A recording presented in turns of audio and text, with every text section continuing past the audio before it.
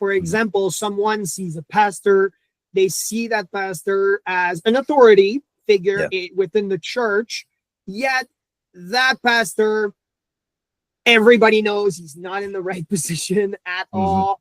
And there are lots of those leaders out there not making the right calls, the right decisions.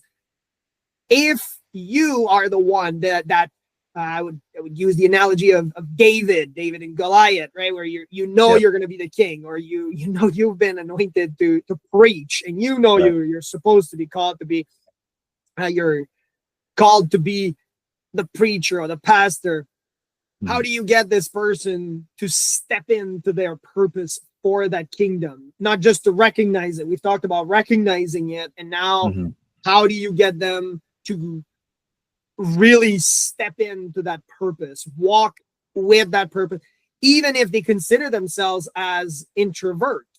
And I would maybe pass the ball over to say, what about, right? We look at Moses. We look at David. David was rejected, became a king. Moses was stuttering or had a speech deformity, and eventually ended up being the voice for the entire nation.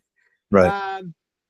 So how do you get people, maybe so other men, to step into this calling?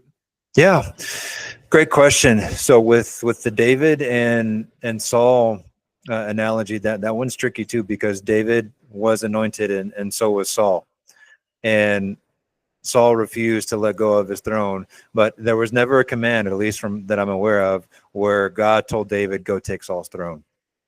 He never did. Yes, he never did. Right, but he was anointed. He just told him. Yep, he told him you're anointed. In the field with the sheep, exactly. Just minding his own business, just waiting for that call, and it took some time. It wasn't overnight that he just became the king. Exactly. So it can get a little complex, and a lot of us can get lost. I'm like, what am I supposed to do in this moment? But if we look back and say, okay, what did God convey to David? You're anointed. Now, out of this place of anointing, what do you have? What do you actually have in your power that I have given you? And can you steward that well? Steward that well long enough to where while you're in this waiting period, the doors eventually are going to open up. Right. So looking at what our kingdom is as little kings under the king, what do we actually have? What has God called me to steward right now? Well, knowing that he's called me anointed, he's called me his son, he's called me chosen, whatever language that we want to use, and be really, really clear. If I'm about to do this thing right now, is that my own will out of disobedience, or am I actually obeying God based on what he has called me to do?